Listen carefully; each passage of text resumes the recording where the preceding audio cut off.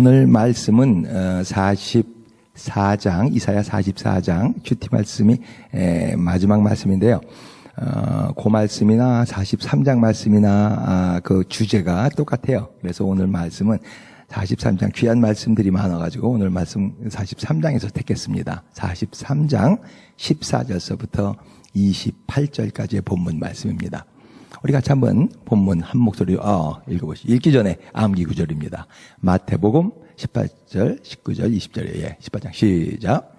진실로 다시 너희에게 이르노니 너희 중에 두 사람이 땅에서 합심하여 무엇이든지 구하면 하늘에 계신 내 아버지께서 그들을 위하여 이루게 하시리라. 두세 사람이 내 이름으로 모인 곳에는 나도 그들 중에 있느니라. 마태복음 18, 19, 20이에요. 진실로 다시 너에게 이르노니 그거 빼고 예수님 말씀만 같이 읽고 암기해 보시기 바랍니다. 시작. 너희 중에 두 사람이 땅에서 합심하여 무엇인지 구하면 하늘에 계신 내 아버지께서 그들을 위하여 이루게 하시리라. 두세 사람이 내 이름으로 모인 곳에는 나도 그들 중에 있느니라. 다시 한번 암기해야 되겠습니까? 시작. 너희 중에 두 사람이 땅에서 합심하여 무엇이든지 구하면 하늘에 계신 내 아버지께서 그들을 위하여 이루게 하시리라. 두세 사람이 내 이름으로 모인 곳에는 나도 그들 중에 있느니라. 마태복음 18장 19절 20절 말씀입니다. 순모임 키버스 중에 하나인데 꼭 순모임에서 암기해 보시기 바랍니다. 이사야 말씀 14절부터 같이 한번 읽어보십시다. 귀한 말씀인데 시작. 너희의 구속자여 이스라엘의 거룩한 이 여호와가 말하노라. 너희를 위하여 내가 바벨론에 사람을 보내어 모든 갈대아 사람에게 자기들이 연락하던 배를 타고 도망하여 내려가게 하리라. 나는 여호와 너희의 거룩한 이요 이스라엘의 창조자여 너희의 왕이니라. 나 여호와가 이같이 말하노라. 바닷가운데의 길을 큰 물 가운데에 지름길을 내고 병거와 말과 군대의 용사를 이끌어내어 그들이 일시에 엎드려져 일어나지 못하고 소멸하기를 꺼져가는 등불 같게 하였느니라. 너희는 이전 일을 기억하지 말며 옛날 일을 생각하지 말라. 보라, 내가 새 일을 행하리니 이제 나타날 것이라. 너희가 그것을 알지 못하겠느냐? 반드시 내가 광야의 길을 사막의 강을 내리니 장차 들짐승 곧 승냥이와 타조도 나를 존경할 것은 내가 광야의 물을 사막의 강들을 내어 내 백성 내가 택한 자에게 마시게 할 것임이라. 이 백성은 내가 나를 위하여 지었나니 나를 찬송하게 하려 함이니라. 그러나 야곱아 너는 나를 부르지 아니하였고 이스라엘아 너는 나를 괴롭게 여겼으며 내 번제의 양을 내게로 가져오지 아니하였고 내 제물로 나를 공경하지 아니하였느니라. 나는 제물로 말미암아 너를 수고롭게 하지 아니하였고 유향으로 말미암아 너를 괴롭게 하지 아니하였거늘 너는 나를 위하여 돈으로 향품을 사지 아니하며 희생의 기름으로 나를 흡족하게 하지 아니하고 내 죄짐으로 나를 수고롭게 하며 내 죄악으로 나를 괴롭게 하였느니라. 나 곧 나는 나를 위하여 내 허물을 도말하는 자니 내 죄를 기억하지 아니하리라. 너는 나에게 기억이 나게 하라. 우리가 함께 변론하자. 너는 말하여 내가 의로움을 나타내라. 내 시조가 범죄하였고 너희 교사들이 나를 배반하였나니 그러므로 내가 성소의 어른들을 욕하게 하며 야곱이 진멸당하도록 내어주며 이스라엘이 비방거리가 되게 하리라. 아멘. 메아트에서 전영부 전도사로 일할 때 그 전도사 우리 청년들 모아놓고 기도를 참 많이 했어요. 매일 저녁 그렇게 기도를 하고 또 금요일 날에는 새벽 4시까지 그렇게 항상 철야를 하고 그랬었는데 그때 청년들이 많이들 모였었습니다. 그때 한 자매님 기도가 항상 기억이 나는데 그 자매는 꼭 기도할 때 부르짖을 때 아버님 그래요. 아버님. 보통 주여 주여 그렇게 기도하든가 아니면 아버지 뭐 그렇게 하나님 아버지 그렇게 기도하는데 이 자매님 꼭 아버님 아버님 그래서 항상 그 소리가 들려요. 나중에 신학교까지 가서 공부하고 그랬는데요. 하나님에 대한 사랑, 또 하나님에 대한 존경이 그 단어에 나타나 있는 것 같아. 아버님. 예. 누구나 자기가 잘 사용하는 단어가 있어요. 그걸 애용어라 그러죠. 그리고 자기가 잘 사용하는 그런 표현들이 있습니다. 이건 쉽게 바뀌어지지가 않아요. 사도 바울도 잘 사용하는 언어가 있는데 뭐냐면 그리스도 안에서라는 단어예요. 엔 그리스도. 이거 얼마나 많이 사용했는지요. 사도 바울이 쓴 편지 내에 이 단어가 얼마나 많은지 몰라요. in Christ. 그리스도 안에서. 이 말을 어떤 때는 보면 1절, 2절, 3절, 4절 계속 이 말이 반복돼 나오는 것을 볼 수가 있어요. 정말 좋아하는 단어 같아. 엔 그리스도. 마틴 루터가 좋아하는 단어 뭐냐면 오직 믿음으로라는 단어예요. 오직 믿음으로. 솔라 피데. 그래서 이 믿음으로 우리가 구원받는다라고 말하면서 종교개혁을 이끌었죠. 여러분들이 좋아하는 단어는 뭡니까? 여러분들이 말할 때 많이 사용하는 단어. 또 하나님을 부를 때 여러분들이 하는 단어는 무엇입니까? 이사야도 애용어가 있거든요. 잘 사용한 단어. 그 단어를 통해서 또 우리가 여러 가지 많은 것을 배울 수가 있어요. 자, 14절 다시 한번 읽어보십시다. 14절 시작. 너의 구속자여 이스라엘의 거룩한 이 여호와가 말하노라. 너희를 위하여 내가 바벨론에 사람을 보내어 모든 갈대아 사람에게 자기들이 연락하던 배를 타고 도망하여 내려가게 하리라. 여기서 이사야는 하나님을 부르는데 뭐라고 부르냐면 이스라엘의 거룩한 이 The Holy One of Israel 이렇게 불러요. 뭐 그냥 막 읽으면은 그냥 뭐 그런 그 단어가 그 단어인가 보다 그러는데 이사야 선지자가 특별히 많이 사용하는 단어예요. 이스라엘의 거룩한 이 구약에 씌어 보니까 총 38번 이 단어를 사용했는데요. 그 중에서 31번이 이사야가 사용한 거예요. 이거 얼마나 좋아하는가 알 수가 있죠. 이스라엘의 거룩하시니. 아마 그 이사야 6장에 나오죠. 기도하다가 천국의 보좌에서 예배드리는 광경을 이사야가 목격한 장면이 있죠. 그때 천사 스랍들이 찬양을 하는데 뭐라고 해요? 거룩하다 만군의 여호와여. 이 찬양 소리를 이사야가 적극 기록했는데 그렇기 때문에 이 거룩하신 하나님에 대한 그 생각이 이사야에게는 아마 많이 있었던 것 같아요. 이스라엘의 거룩하시니. 1부, 2부로 이사야는 나눠져 있다고 지난주 일날 말씀드렸습니다. 그래서 1부는 1장서부터 39장, 또 2부는 40장서부터 66장까지요. 1부의 배경은 어느 나라라고 말씀드렸습니까? 아수르요, 그죠? 아수르, 그래서 사네립 왕에 대한 얘기가 많이 나오고, 또 이사야가 살았던 당시에요. 히스기야 왕이 나오고요. 그 다음에 2부의 배경은 어느 나라라 그랬습니까? 바벨론이죠. 느부갓네살 왕 때입니다. 그래서 1부와 2부는 뭐 그냥 옆에 쓰여져 있지만은 사실은 시간적으로 한 150년 정도의 간격이 있다. 그런 말씀을 여러분들에게 드렸죠. 그래서 많은 그 비평 신학자들은 2부 40장 이후부터는 이사야가 쓴 것이 아니라 다른 무명의 저자가 썼다라고 그렇게 얘기를 한 사람이 많고요. 그리고 많은 주석서들 또 현대 신학자들이 여기에 영향을 받고 있어요. 생명의 삶 20페이지에 보면 이번 4월호 20페이지에 보면 이 생명의 삶을 주석한 그 사람도 지금 여기 비평 신학자의 영향을 받고서 썼어요. 그래서 40장 이후를 무명의 저자라고 얘기를 하고 있는데 그렇지 않습니다. 그렇지 않다고 제가 지난주에 말씀드렸어요. 구약의 예언서가 총 16개, 예레미야 애가까지 하면 17개인데요.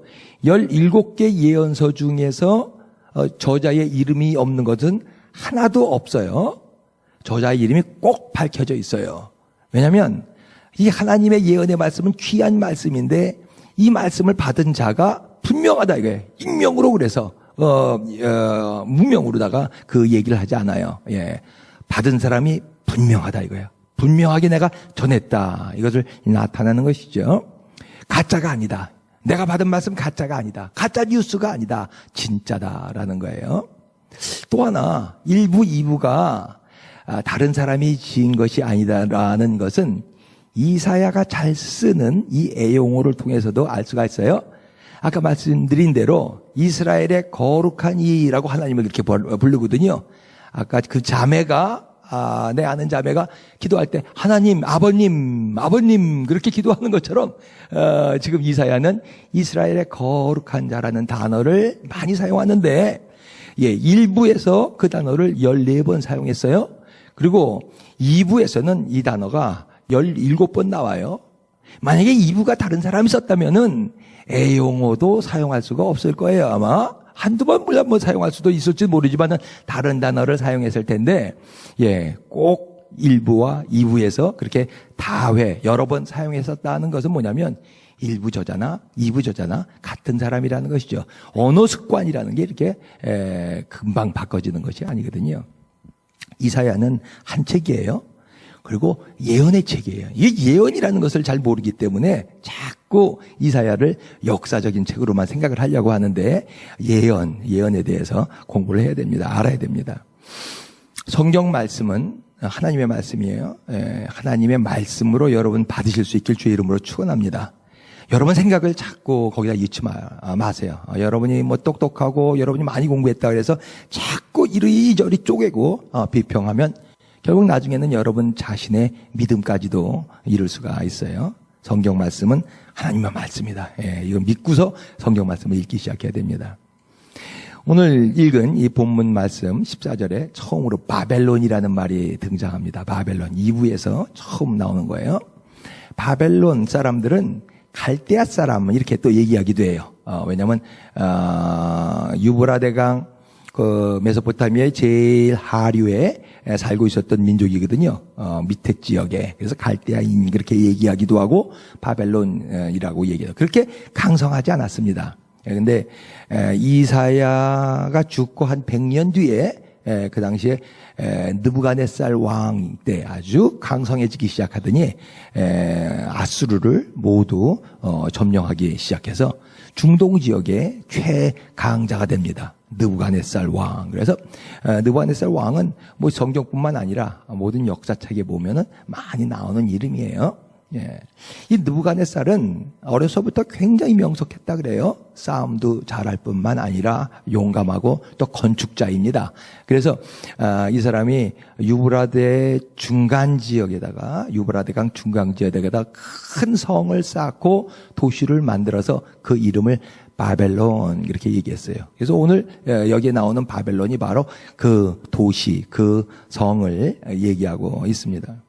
이 성을 목격하고서 그 기록한 헤로도투스라는 사람이 있어요. 그 사람의 말에 의하면 성이 얼마나 넓은지요. 말이 6대가 이렇게 지나갈 수 있어요. 6차선 도로라는 것이죠. 그리고 삥 둘러서 유브라데 강물을 끌어들여서 해자라 그래요. 공격하지 못하게 적들이 침입하지 못하도록 강을 둘러서 삥 둘러섰기 때문에 그 안 침공한다는 것은 거의 불가능합니다. 난공불락의 성이죠. 여러분 혹 관심 있으신 분은요, 유튜브에 들어가서 EBS, 한국에서 EBS 교육방송이죠. 거기에서 한 그 바벨론이죠. 위대한 바벨론이라는 그 사이트가 있어요. 그 3회에 걸쳐서 했는데 꼭 한번 보실 수 있기를 강추합니다. 제가 요즘에 웹사이트를 안 들어가기 때문에 그런데 들어가면은 제가 일부만이라도 좀 우리 포도나무 교회 링크에서 다 좀 보실 수 있도록 그렇게 했으면 좋겠어요. 물론 크리스찬의 입장에서 믿음의 입장에서 한 거 아니에요. 바벨론이 그 당시에 얼마나 위대했는가를 다큐멘터리로 만든 프로인데 우리는 거기에서 하나님이 어떤 도시를 어떻게 했는가를 우리가 알 수가 있다는 말입니다. 난공불락의 성이에요. 전혀 무너질 것 같지 않은 이 단단한 성을 하나님께서는 오늘 어떻게 하셨냐면 14절에 보니까 내가 그 사람들을 내려가게 하겠다 그랬어요. 바벨론 중류지방에 있다고 그랬잖아요. 중류에 있었던 것을 너희들 고향으로 낙향시키겠다 하는 거예요. 내려가게 하겠다. 다른 말로 바꿔 말하면 멸망시키겠다는 거예요. 아니 그 난공불락의 성이 그게 무너질 수가 있는가? 어떻게 공격할 수가 있는가? 내일 큐티 말씀이에요. 45장 1절에 보면은 하나님이 고레스 왕, 페르시아의 고레스 왕을 한테 얘기를 하되 뭐라고 말했냐면 내가 성문을 내가 미리 다 열어놓겠다 그랬어요. 네가 싸움하러 나갈 때 그 성과 싸움할 때 보통 큰 성 갖다 공격하는데 2, 3년 이상 걸리잖아요. 옆에다가 또 흐르다가 성을 옆에 쌓고 공격하고 굉장히 그 농성과 공성의 시간이 오래 걸리는데 하나님이 뭐라 그러냐면 내일 큐티 한번 읽어보세요. 1절 하나님이 문을 열어놓겠대. 그럼 뭐예요? 공격하러 들어가서 싸움이 없이 그 성을 갖다 빼앗을 수가 있다는 것이죠. 정말 그럴 수가 있는가? 그렇게 될 수가 있는가 말이죠. 요즘엔 팩트 체크를 꼭 하잖아요. 무슨 말이 있을 때, 무슨 사건이 있을 때 이게 정말인지 아닌지를 꼭 체크를 하는데요. 정말 역사에서는 539년 BC예요. 이 페르시아 왕 고레스가 침략하러 들어갔을 때 그 안에 있는 바벨론 사람들이 문을 활짝 열어버렸어요. 왜냐면요, 바벨론 시대 때 그 당시에 바벨론 왕의 독재, 바벨론 왕의 학대를 너무나 싫어해가지고요, 고레스 왕이 올 때 문을 열고 웰컴 했어요, 사람들이요. 그런 전쟁이 어딨어. 예, 그래서 이 무너질 것 같지 않았었던 바벨론 성은 무너지고 말았습니다. 그래서 알렉산더 한 100년 뒤에 나오죠. 마게도니아 알렉산더 왕이 점령했을 때는 아주 그냥 다 부셔버렸어요. 초토화 만들어버렸습니다. 그래서 모래 속에 완전히 묻어버렸어요. 그 성을요. 그 큰 성을요. 40장 우리 지난 주일날 배운 7절 8절 말씀이 성취되는 거예요. 난 그거 다큐멘터리 보면서 야 정말 다 말라버렸네 그런 생각이 들었어요. 예, 이 백성은 실로 풀이로다 그랬거든요. 풀은 시들고 꽃은 시드나 풀은 마르고 꽃은 시드나 내 말은 영영이 서리라. 하나님의 말씀은 영영이 서리라 그랬는데요. 예, 정말 바짝 말라버렸어. 다 말라버렸어요. 하나님이 말하시면 그렇게 돼요. 공중정원이라고 1부, 2부, 3부가 다큐멘터리 그 3부가 공중정원에 관한 것인데 그 사막 가운데 그 자기 왕비를 위해서요. 그 지금도 불가사의라 그래요. 정원을 만들어 놨는데 정말 화려하게 만들어 놨거든요. 근데 다 바짝 말라버렸어요. 하나님이 한번 마른다 그러면 마르는 거예요. 하나님이 일어난다 그럼 일어나는 거예요.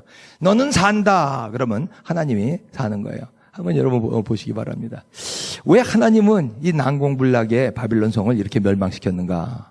14절에 분명히 나오죠. 14절에 너희를 위하여, 하나님의 백성을 위하여. 하나님은 하나님의 백성의 죄를 심판하셨어요. 예, 그렇기 때문에 이스라엘 사람들은 바벨론에서 포로 생활을 하게 됐습니다. 어떤 죄인가? 그 뒤에 나오는데요. 잠깐만 읽어보십시다. 43장 22절부터 24절까지 잠깐 읽어보십시다. 어떤 죄를 졌길래 그러는가? 하나님이 싫어하셨던 죄가 뭔가? 시작. 그러나 야곱아 너는 나를 부르지 아니하였고 이스라엘아 너는 나를 괴롭게 여겼으며 내 번제의 양을 내게로 가져오지 아니하였고 내 제물로 나를 공경하지 아니하였느니라. 나는 제물로 말미암아 너를 수고롭게 하지 아니하였고 유향으로 말미암아 너를 괴롭게 하지 아니하였거늘 너는 나를 위하여 돈으로 향품을 사지 아니하며 희생의 기름으로 나를 흡족하게 하지 아니하고 내 죄짐으로 나를 수고롭게 하며 내 죄악으로 나를 괴롭게 하였느니라. 예, 뭐예요? 하나님 섬기는 게 싫어. 하나님 섬기는 게 이게 짐이에요. 짐. 예, 하나님이 그걸 보면서 죄라는 거죠. 예, 그래서 70년 동안 바벨론 포로로 가 있어요. 나를 섬기는 걸 괴롭게 여겨. 예. 정결기간이라고 그랬어요. 제가요. 불순물을 제거하는 정금 재련의 기간이었습니다. 그 후에 어떤 일이 있었는가? 어떤 말씀을 이스라엘 백성들에게 하는가? 그 포로 되어 있는 이스라엘 백성들에게 하시는 말씀 16절서부터 읽어보십니다. 시작. 나 여호와가 이것지 말하노라. 바다 가운데 길을 큰 물 가운데 지름길을 내고 병거와 말과 군대의 용사를 이끌어내어 그들이 일시에 엎드러져 일어나지 못하고 소목하기를 꺼져가는 등불 같게. 자, 이거 언제 때 얘기를 지금 하나님께서 말씀하시는 거예요? 16절 17절이요? 그러죠. 출애굽이죠. 바다에 길을 낸 거는 그때밖에 없으니까요. 그죠? 바다에 길을 내고 병거, 말, 이집트의 이 애굽의 모든 병사들을 다 그 홍해에다 빠져버렸단 말입니다. 그 얘기를 하시는 거예요. 그 역사, 과거의 일. 근데 18절에서 뭐라고 말씀하시는가요? 한번 읽어보십시다. 시작. 너희는 이전 일을 기억하지 말며 옛적 일을 생각하지 말라 그러죠. 하나님께서 주신 은혜, 놀라운 하나님의 그 구원의 역사, 출애굽의 역사, 그거를 이전 일이야. 이전의 일. 기억하지 마. 왜 기억하지 말라 그러죠? 하나님의 은혜는 우리가 두고두고 기억해야 되는 일인데 왜 하나님께서 이런 말씀을 하시는가요? 자, 그 다음 절 보세요. 시작. 보라, 내가 새 일을 행하리니 이제 나타날 것이라. 너희가 그것을 알지 못하겠느냐? 반드시 내가 광야의 길을 사막에 강을 내리니. 19절만 봅시다. 19절만 봐도 될 것 같아요. 내가 새 일을 행하겠다는 거예요. 첫 번째 줄 한번 읽고 한번 암기해 보십시다. 시작. 보라, 내가 새 일을 행하리니 이제 나타날 것이라요. 다시 한번요. 시작. 보라, 내가 이제 새 일을 행하리니 이제 나타날 것이라. 다시 한번요. 시작. 보라, 내가 새 일을 행하리니 이제 나타날 것이라. 너희가 그것을 알지 못하느냐라고 말씀하세요. 하나님이요, 죄를 심판하셨지만 지금은 뭐냐면 새 일을 행하시겠다는 거예요. 그 일이 뭐냐면 광야에 길을 내겠다는 거예요. 사막에 강을 내겠다는 거예요. 아까 첫 번째 출애굽에서는 어디에다 길을 냈어요? 바다에다가 길을 냈어요. 지금은요, 바벨론에서 가나안 땅까지, 이스라엘 땅까지 가는 데는 사막인데요. 사막 가운데 하나님께서 길을 내겠다라고 말씀하시는 거예요. 이게 하나님의 새 일입니다. 2차 출애굽이라고 지난 주일날도 말씀드렸어요. 바벨론. 하나님은 하나님의 백성을 탈출시키시는 분이에요. 우리 힘으로는 그 상황에서 나올 수가 없어요. 그렇지만 하나님께서 탈출시키세요. 그래서 하나님의 백성에게는 출애굽이 있다라고 말씀드렸어요. 다시 한번 또 해볼까요? 하나님의 백성에게는 출애굽이 있다. 시작. 하나님의 백성에게는 출애굽이 있다. 내 힘으로는 불가능해. 여기서 나온다는 게. 내 능력으로는 될 수가 없어. 상황이 지금 내가 여기서 나올 수 있는 게 아니야. 근데 하나님이 끄집어내신다는 거예요. 하나님이 탈출시키신다는 거예요. 그래서 출애굽을 경험시키신다는 거예요. 이것이 바로 하나님이 하시는 일이에요. 하나님의 새 일. 이때는 하나님의 큰 능력이 나타나는 때예요. 이때가 그렇기 때문에 부흥의 때예요. 부흥은 하나님의 큰 능력이 나타나는 거예요. 우리가 하는 것이 아니라. 그래서 출애굽의 때는 다른 말로 말하면 뭐예요? 부흥의 때입니다. 세상은 영원할 것 같고 영원히 승리할 것 같죠. 근데 결국 망한다는 게 성경의 얘기예요. 바벨론, 느부갓네살의 왕국. 이 바벨론의 왕국은 그냥 영원할 것 같이 그렇게 잘 만들어 놨는데, 자 보세요. 예루살렘 1차 침공이 606년이거든요. 예루살렘 마지막 그 고레스 침공 망한 게 539년이거든요. 더하기 빼기 해보니까 67년이었어요. 그 영화가 67년. 500년도 못 갔어요. 67년에 망해버렸다고요. 이 세상의 주관자는 하나님이십니다. 여러분의 삶의 주관자는 하나님이십니다. 그 하나님을 믿습니까? 그 하나님이 우리에게 출애굽을 주십니다. 하나님은 출애굽을 주시는 분이에요. 아까 그 노래 오래간만에 부르니까 좋았어요. 성명희 씨가 작곡한 그 작사한 나. 예, 알잖아요. 날 때부터 중증 무슨 뭐예요? 그 뭐라 그래요? 뇌성마비요. 못 움직여요, 자리요. 자기 혼자. 팔, 다리, 말, 혀도 맘 놓기 때문에 말도 제대로 못해. 지난번에 나와서 간증하는 거, 자기 엄마가 나와서 다 간증하더라고요. 송명희 간증이라는 거. 그리고 맨 마지막에 휠체어 나와서 한마디 하는데 선을 올리는데 그냥 몇 초 걸려요. 이렇게 올리면서 한마디에 하나님 찬양합시다. 한마디 하고 그냥 내리더라고요. That's it. 중증이에요, 중증. 죽으려고 얼마나 애를 썼어요. 남들은 다 학교 가는데 학교 갈 수도 없는 그 상황. 그래서 그냥 삶을 비관하고 나이가 좀 든 다음에 티네이저 때는 죽고 싶어서 그냥 뭐 수면제를 모으기도 하고 죽기가 쉽지 않았죠. 그때 하나님이 나타나셔서 하시던 말씀 있죠. 내가 너를 유명하게 하겠다. 너 친구가 없다고 걱정했지? 너 많은 사람들이 내 친구가 될 것이다 라고 말씀을 주셨어요. 그럴 리가 있나? 난 집에만 있는데요. 난 나가서 친구 사귈 그럴 때도 없는데요. 그럴 시간도 없는데요. 아니야. 너 유명한 사람들이 다 내 친구가 될 거야. 하나님이 그 다음서부터 시를 막 주시잖아요. 시를. 그거 앉아서 써요. 그거 그냥 손을 비틀어가면서 하나씩 한 글자를 그냥 꼬박꼬박 석수가 그 돌에다가 새기듯이요. 글자를 그렇게 쓰더라고요. 하나씩 한 자 시를 써요. 그 시가 난 맨 처음에 읽었을 때 무슨 그냥 큰 대시인이 썼는 줄 알았어. 마음을 그냥 물쿵물쿵하게 여기 만들어요. 송명희 시인이요. 나중에 그게 그 뇌성마비 환자라는 걸 알고 깜짝 놀랐죠. 그 시가 나가기 시작하면서부터요. 많은 작곡자, 누굽니까? 와서들 다 그냥 만나고 시 달라 그러고 작곡하고 여기저기 간증하면서 많은 그 유명한 사람들이 다 친구가 되고 목사님들 와서 기도하고 그러기 시작하죠. 아주 명사가 됐어요. 뇌성마비 환자로 그냥 쓰러져서 전혀 아무것도 아무 의미도 없이 그냥 살다가 죽을 수도 있는 인생인데 그 인생 가운데 하나님을 받아들이고 예수 그리스도를 믿었을 때 하나님께서 주시는 엑소더스 출애굽이 있었습니다. 하나님은 신자에게 반드시 믿는 신자에게 출애굽을 주십니다. 이것이 하나님의 새 일이에요. 새 일. 19절 다시 한번 남겨보십시다. 시작. 보라 내가 새 일을 행하리니 이제 나타날 것이라. 이거 읽을 때요. 하나님이 이 말씀하셨을 때 점잖게 말씀하셨을 것 같아요. 내가 보니까 하나님은 막 흥분하셨을 것 같아요. 봐라 내가 새 일을 행할 거야. 이제 나타날 거라니까. 그러면서 하나님 자신이 흥분해하고 있는 모습을 여러분 이걸 읽으면서 암기하시면서 느끼실 수가 있어요. 예. 하나님이 그렇게 하시는 분이에요. 예, 하나님은 새 일을 창조하시면 새 일을 하는 것을 좋아해요. 이 창조자들은요, 뭔가 만드는 사람들은 새 일할 때 보면 흥분이 돼요. 예, 흥분이 돼서, 그 일을 해나가죠. 예.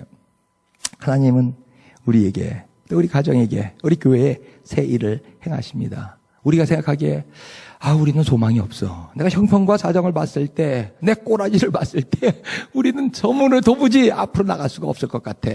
자포자기하면서 그냥 푸념하면서 한숨 쉬면서 이 세상 살아갈 때가 얼마나 많아요? 근데 하나님은요, 아니에요. 너에게 희망이 있다라고 말씀하세요. 예레미야에게 그렇게 말씀하세요. 너희를 향한 나의 생각은 내가 하나니 재앙이 아니라 곧 평안이요. 너희 장래에 소망을 주려 하는 생각이라. 믿습니까? 이 하나님을 믿으실 수 있길 주의 이름으로 축원합니다. 하나님은 새 일을 행하세요.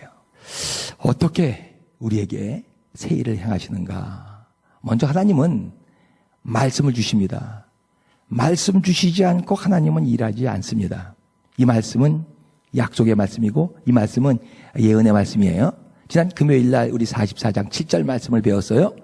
될 일과 장차 올 일을 내가 너희들에게 얘기한다. 어떤 사람이 너희들에게 장차 될 일을 말하겠느냐? 나밖에 그 말을 할 사람이 없다라고 말씀하세요. 하나님은 장차 될 일을 미리 하나님의 백성에게 얘기해 주시는 분이에요. 아모스 3장에서도 아모스한테 그랬어요. 하나님은 그 종들에게 미리 하실 일을 보여주시지 않고선 그 일을 행하시지 않는다. 그렇게 말씀하세요. 하나님은 절대 즉흥적으로 일하시는 분이 아니에요.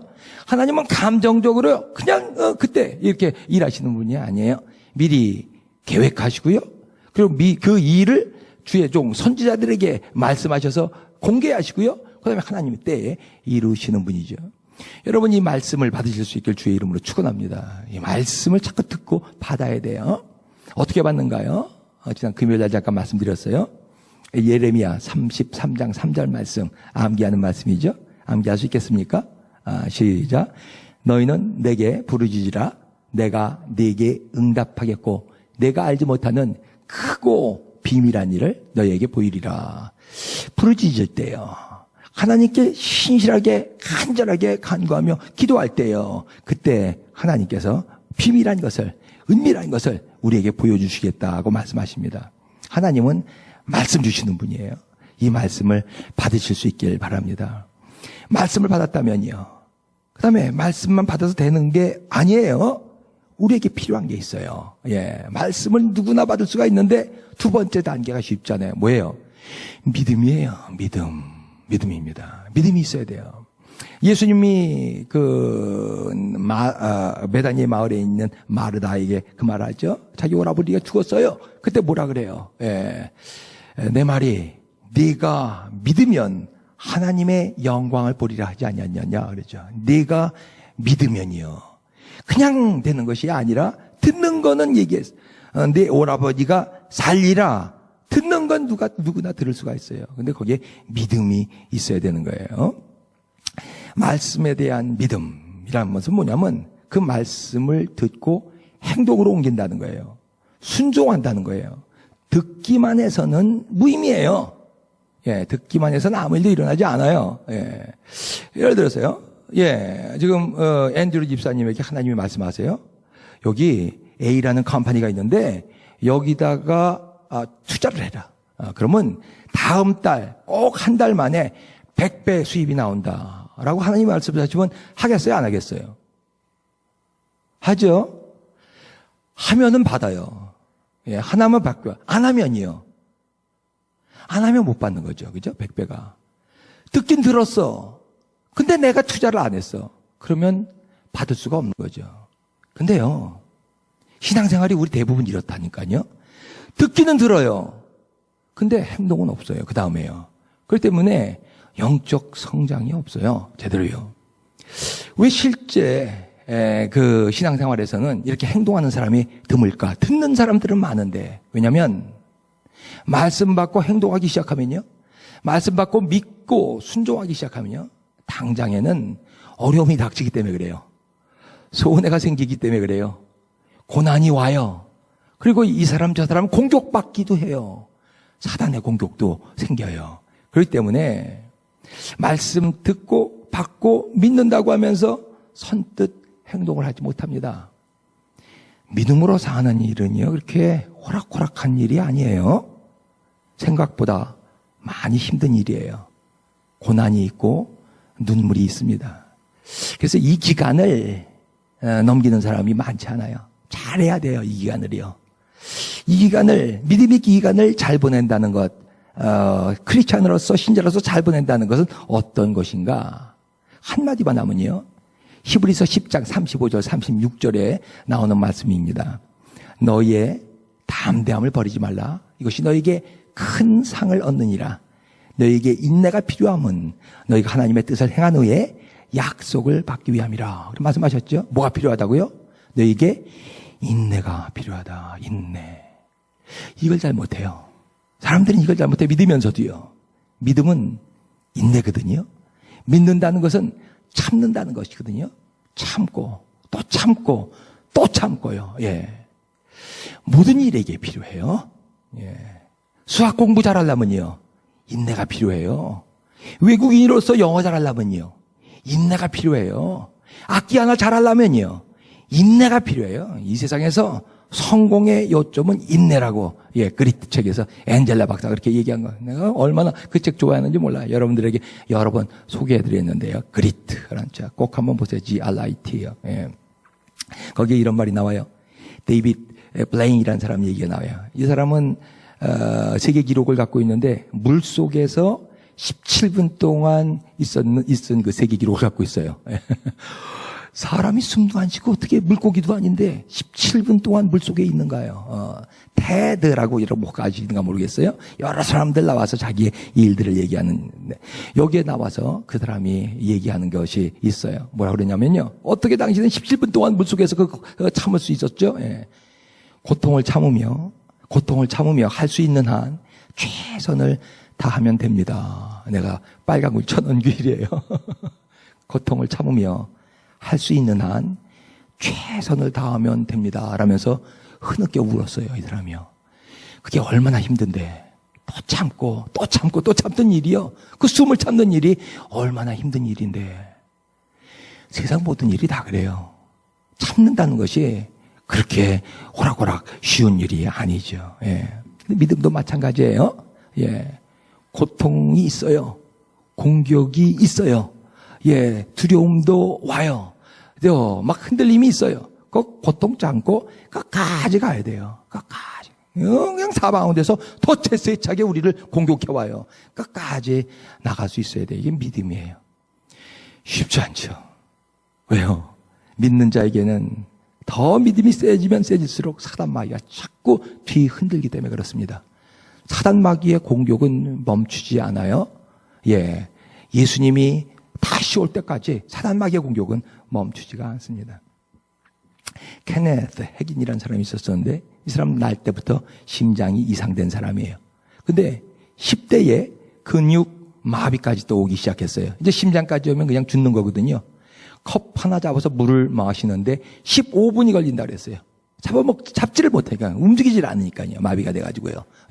의사가 아마 곧 죽을 것 같습니다. 얼마 못 갈 테니까 장례 준비를 하세요. 그리고 할머니 밑에서 자랐어요. 엄마는 또 딴 데로 가고요. 아버지는 잘 모르고 그래서 할머니 보고 장례 준비를 하라고 그랬는데요. 할머니가 준 성경을 읽으면서 마가복음 11장 24절 말씀이 확 눈에 들어왔습니다. 무엇이든지 기도하고 구한 것은 받은 줄로 믿으라. 그리하면 너에게 그대로 되리라. 이 말씀을 읽으면서 그 말씀을 믿기 시작했어요. 그러면서 하나님께 기도했습니다. 내 심장은 낫습니다. 내 심장은 낫습니다. 내 근육 무력증은 치료를 받았습니다. 치료를 받았습니다. 그렇게 막 외치기 시작했어요. 한신이 젖먹는 힘까지 내서 이렇게 믿음을 세우려고 애를 쓰는데 사단 마귀가 나타나는 거예요. 마귀가 나타났대. 그래서 마귀가 그러는 거예요. 뭐라 그러냐면 얘 거짓말쟁이야. 이렇게 얘기를 하는 거야. 네가 지금 심장이 났다고? 너 알잖아. 네 심장이 지금 정기적으로 뛰지 않고 있는 건 너 지금 알잖아. 네 가슴에 손을 얹고 들어봐. 안 뛰잖아 제대로. 그러면서 너 났다고? 거짓말하고 있잖아. 너 근육 무력증 아직도 무력하잖아. 낫지 않았잖아. 근데 났다고? 이 거짓말장이야. 성경에 뭐라고? 성경까지 인용한데 성경까지 인용했대. 그때 마귀가 와서요. 성경에 뭐라 그랬는 줄 알아?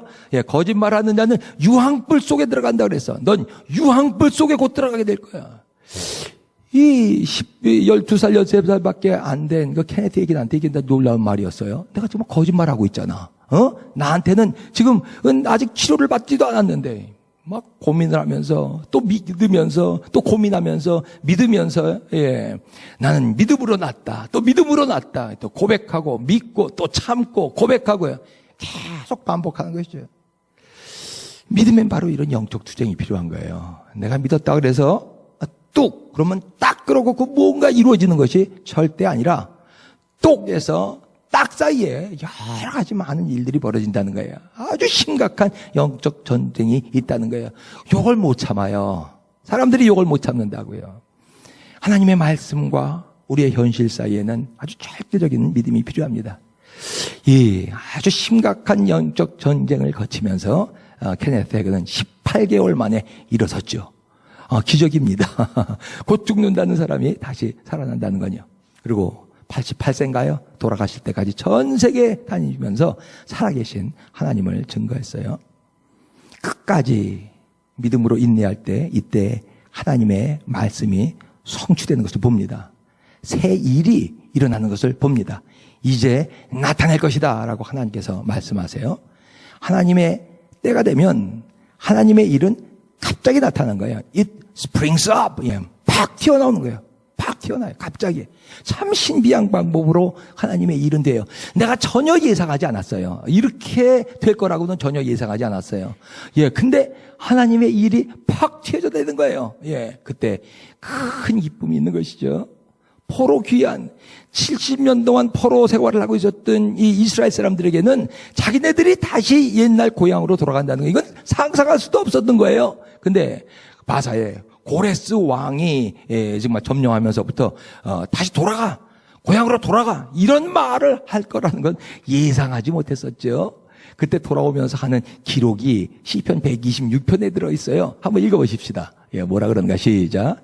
여호와께서 시온의 포로를 돌려보내실 때 우리는 꿈꾸는 것 같았도다 그래요. 2절이요. 그때 우리 입에는 웃음이 가득하고 우리 혀에는 찬양이 찼었도다. 그때의 문나라 가운데서 말하기를 여호와께서 그들을 위하여 큰 일을 행하셨다 하였도다.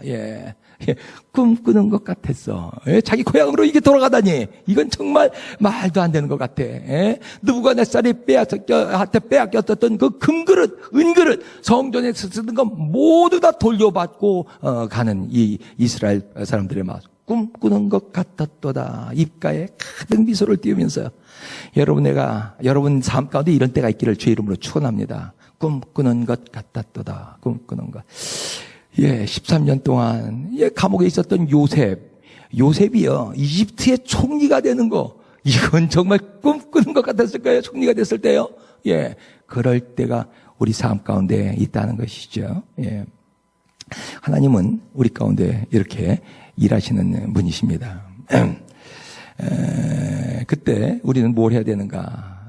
하나님의 일이 성취되는데 우리가 늦었다고 생각할 때, 이제는 소망이 없다고 생각할 때, 나는 이제 끝났다고 생각했을 때, 그때 새 일을 우리에게 하나님께서 행하세요. 우리의 일은 무엇인가? 43장 21절, 내가 좋아하는 구절인데 함께 읽어보십시다. 시작. 이 백성은 내가 나를 위하여 지었나니 나를 찬송하게 하려 함이니라. 예, 개역개정에서 조금 바뀌어졌어요. 옛날에는 나의 찬송을 부르게 하려 함이라. 그래서 이 구절에서 제가 첫 책, 나의 찬송을 부르라라는 책을 썼는데요. 예, 지금 나를 찬송하게 하려 함이라 바꿨어요. 어떻든, 예, 한번 읽고 암겨 보십시다. 시작. 이 백성은 내가 나를 위하여 지었나니 나를 찬송하게 하려 함이니라. 예, 우리의 일은 뭐예요? 하나님을 찬송하는 거예요. 창조 목적이에요. 하나님은 하나님의 백성을 통해서 찬송받기를 원하십니다. 하나님은요, 우리의 찬송받기를 원하십니다. 정준 집사님의 찬송을 받기를 원하십니다.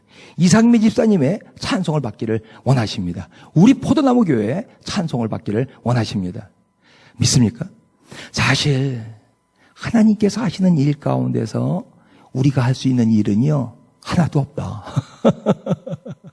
출애굽하는데 보세요. 예? 이집트에서 400년 동안 노예생활을 하던 사람 출애굽하는데 이스라엘 백성들이 할 게 뭐 있어요? 할 수 없어요. 할 수 있는 거 하나도 없어요. 하나님이 혼자 다 하세요. 이스라엘 백성들이 한 건 뭐예요? 예, 출애굽한 후에 그 홍해 바닷가에서 하나님 찬양한 일밖에 없어요. 출애굽기 15장에 보면은 처음으로 하나님을 찬양하는 기록이 거기에 나옵니다. 하나님을 찬양. 하나님, 예, 이집트의 모든 병사들을 홍해 바닷가에서 이렇게 패하게 만드신 하나님을 찬양한다. 나의 힘이시여, 나의 방패시여. 그러면서 하나님을 찬양하는 장면이 나오죠. 우리의 일이에요. 우리의 일. 그래서 하나님은 우리가 찬양받기를 원하십니다. 그렇기 때문에 하나님의 백성이 찬양할 때 하나님이 임재하세요. 오늘 찬양할 때 하나님이 임재하셨습니까? 그러면 임재하시죠. 어떤 방식으로든지 임재하세요. 우리가 마음을 열면 열수록 그 임재하심은 더 강해요. 그리고 하나님의 능력이 임하기 시작합니다. 1월 3일 2018년 올해 첫 주 수요일이었습니다. 중보기도 팀들이 모여 보통 첫 주, 그때 몇 주간은 하나님께서 포도나무 교회에 원하시는 방향이 뭡니까? 그 방향을 받고 하나님의 말씀 받으려고 우리가 기도를 해요. 그 밤에 하나님께서 저희들에게 말씀을 주셨어. 중보기도 팀에게. 저에게 주신 말씀은 너희는 감사하며 찬송만 하라. 아무 걱정 마라. 내가 하는 일을 보리라 라고 말씀하셨어요. 그래서 그걸 부지런히 써놨어요. 또 한 집사님을 통해서는 말씀을 주셨어요. 기뻐하라. 그리고 감사만 하라 라고 말씀하셨어요. 이게 우리 교회 올해 방향이야. 또 한 집사님을 통해서 말씀하셨어요. 앞으로 될 일을 자세히 기록하라 라고 한 집사님이 말씀하셨어요. 다 적어놨어요. 그래서요. 예, 하나님께서 우리 교회를 통해서 하실 일이 어떤 일인지 잘 모르겠어요. 그렇지만 보여준다고 말씀하셨어요. 보리라라고 말씀하셨어요. 저는 하나하나 꼼꼼히 다 적어놓는 사람이에요. 그리고 언젠간 마음대로 그걸 증거하고 싶어요. 마음껏 증거하고 싶어요. 예, 하나님이, 살아계신 하나님이 우리에게 이렇게 하셨다. 하나님, 우리가 찬양하고 감사하길 원하세요. 4월 1일 부활절 때 우린 그래서 열심히 하나님을 찬양하느라고 애썼습니다. 듣기는 쉬울지 몰라도 여러분, 이렇게 쉬운 일은 아닙니다. 많은 시간과 많은 노력이 들어가야 그 정도 만들 수 있는 일이에요. 우리가 뭐 몇백 명, 몇천 명 모이는 교회도 아니지 않습니까? 그냥 애를 쓰고 써야 그 정도 할 수 있는 것인데 힘들어도 했어요. 왜냐하면 하나님이 우리 찬송을 받기를 원하시기 때문에 그렇습니다. 7월 1일 날도 하나님께 찬양하려고 우리는 계획하고 기도하고 있습니다. 하나님께만 집중하는 거예요. 왜냐하면 찬양은 사람들 앞에서 하는 게 아니야. 하나님 한 분만 높여드리면 되는 거거든요. 찬양. 이 찬양 가운데 여러분 함께 하실 수 있기를, 힘을 보태실 수 있기를 주의 이름으로 축원합니다. 포도브라스는 우리 교회가 버겐필드 왔을 때 하나님께서 우리에게 주신 새 일이에요. 참 감사하죠. 예. 진실. 우리 교회는 진실이 있잖아. 그죠? 진실. 진실을 우리 교회에 보내신 것도 참 하나님의 뜻인 것 같고요. 얼마나 감사해. 그때 또 와가지고 청년 하나 없는데 같이 와서 이렇게 나팔 불고 도와주고 이런다는 게 이건 하나님이 하지 않으면 하실 수가 없는 일이구나 이런 생각이 제 마음 가운데 들어요. 감사합니다. 예. 별로 얼굴은 뭐 그렇지만은 우리 진실이 보면은 마음은 정말 좋아요. 예, 마음 너무 좋아요. 예, 감사해요. 우리의 현실 때때로 절망적이에요. 우리에게 미래가 있나? 앞으로 전진할 수가 있는가? 근데 하나님은 하나님의 백성에게 새 일을 행하시겠다고 말씀하세요. 어떻게 행하냐고요? 오늘 말씀을 드렸어요. 첫 번째, 말씀을 주세요. 두 번째, 우리는 그걸 믿어야 됩니다. 세 번째, 그때 하나님께서 하나님 때 새 일을 성취하세요. 네 번째, 우리의 일은 뭐예요? 하나님을 찬송하는 일입니다. 우리에게 하나님의 새 일이 있습니다. 놀라운 부흥이에요. 아무 걱정하지 마세요. 두려워하지 마세요. 끝까지 믿기 바랍니다. 그리고 줄기차게 살아계신 우리 하나님을 찬양하실 수 있길 바랍니다. 곧 하나님이 하시는 새 일을 볼 것입니다. 보라, 내가 새 일을 행하리니. 다시 한번 암기해 보십시다. 시작. 보라, 내가 새 일을 행하리니 이제 나타날 것이라. 여러분은 여러분의 삶에서 기대하는 그런 하나님의 새 일이 있습니까? 기도하십시다.